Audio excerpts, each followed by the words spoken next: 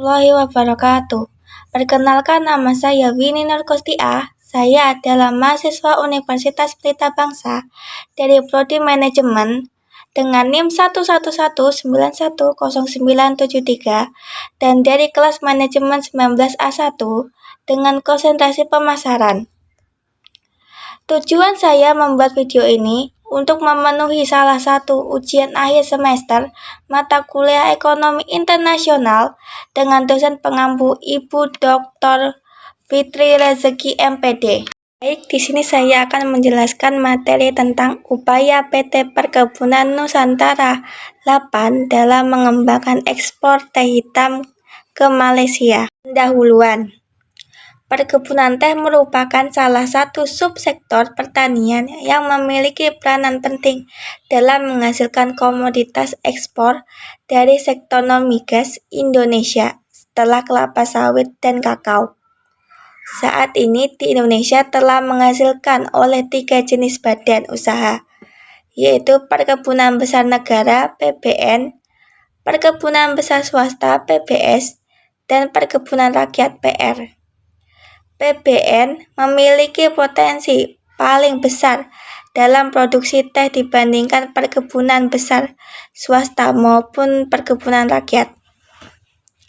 Indonesia merupakan negara produsen teh pada urutan kelima di dunia setelah India, Tiongkok, Sri Lanka, dan Kenya. Pada tahun 2002, total produksi teh di Indonesia mencapai 172.790 ton atau 5,7% dari total produksi teh dunia yang mencapai 3.062.632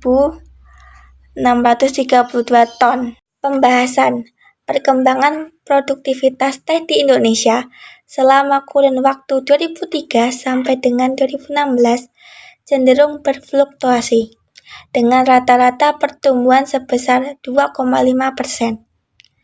Tahun 2003, produktivitas teh di Indonesia mencapai 1.393 kg per ha. Kemudian pada tahun 2015, produktivitasnya naik menjadi 1.689 kg per ha. Dan berdasarkan hasil estimasi Ditjembun, pada tahun 2016, produktivitas teh diperkirakan menjadi 1.698 atau naik 0,53% terhadap tahun sebelumnya.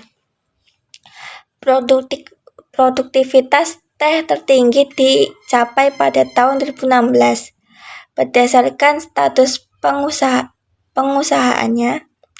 Pada tahun 2003 sampai 2016, rata-rata pertumbuhan produktivitas teh perkebunan rakyat sebesar 4,61 per tahun, sedangkan produktivitas PBN turun 0,7% dan PBS naik 1,49% per tahun. Menurut ketinggian daerah penanamnya, teh yang dihasilkan perkebunan Indonesia dapat digolongkan dalam 5 golongan, yaitu yang pertama, high ground. Untuk teh dari perkebunan dengan ketinggian di atas 1.500 meter, seperti perkebunan Sinumda, perkebunan Spenrata di Jawa Barat. Yang kedua, good medium. Untuk teh dari perkebunan di daerah antara 1.000 sampai dengan 1.200 meter, seperti perkebunan Malabar, perkebunan Kertakamah, perkebunan Gunung Mas, dan perkebunan Kualpara, Jawa Barat. Yang ketiga, medium. Untuk teh dari perkebunan di daerah antara 1.000 sampai dengan 1.200 meter, seperti perkebunan Wonosari, Jawa Timur, dan perkebunan perhotelan Jawa Barat.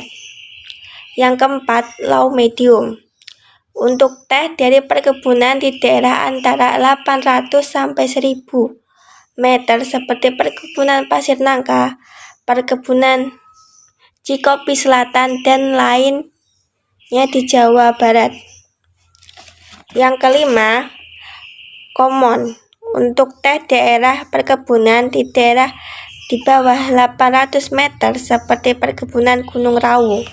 Jenis mutu teh hitam menurut Spearland 1992 dapat dibagi dalam 3 golongan dengan perincian sortasi mutu sebagai berikut. Yang pertama, teh daun live tea terdiri dari mutu Oren Pekoe Pokoe Souchong. 2. Teh remuk broken tea terdiri dari mutu Broken Oren Poke, Broken Pekoe, dan Broken Tea. Yang ketiga, teh bubuk powdered tea. Kendala atau hambatan untuk ekspor teh hitam PT Perkebunan Nusantara 8. Yang pertama, produksi teh bukan hanya dari Indonesia saja, masih banyak saingan dari negara lain, mulai dari Kenya, Sri Lanka, Bangladesh, dan lainnya, yang merupakan pesaing PT Perkebunan Nusantara 8. Tidak 100% mengekspor teh ke luar negeri, sebagian tehnya juga dikonsumsi di dalam negeri. Yang kedua, adanya perkebunan milik swasta. Dengan adanya perkebunan swasta, otomatis volume ekspor ada tambahan dari pihak swasta. Dengan demikian, PT Perkebunan Nusantara 8 harus meningkatkan lagi hasil produksi tehnya agar tidak tersaingi oleh hasil teh dari perkebunan milik swasta. Perkebunan Nusantara 8 bekerja sama dengan pelayaran. Di sana ada lagi yang mengurus khusus mulai dari muat barang sampai dengan di atas kapal di pinggir laut. Seperti itu barang akan dikirim sesuai dengan jadwal keberangkatan kapal. Jadi sebelum pengapalan itu ada seperti jadwal keberangkatan kapal.